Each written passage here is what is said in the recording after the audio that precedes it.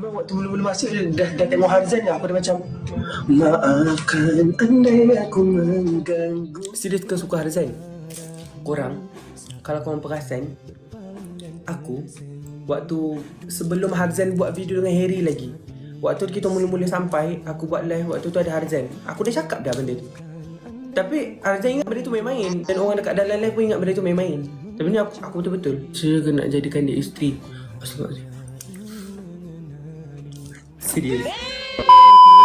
Dia tu tak jadi.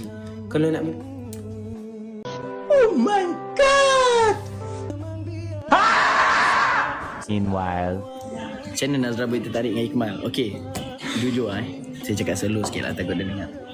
Saya sebenarnya tertarik dengan Ikmal ni sebabkan satu, walaupun orang cakap dia lembut ke dia apa kan, bagi saya dia bukan lembut. Bagi saya dia lelaki yang agak rare di zaman sekarang. Kalau general lah, saya suka lelaki yang of course boleh terima saya seadanya.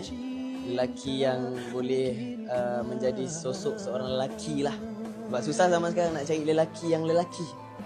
Banyak lelaki luaran aja. Dalamannya tak lelaki sangat kan. Jadi itulah, kalau itu daripada general. Kalau daripada spesifiknya, nama Ikmal macam gitu.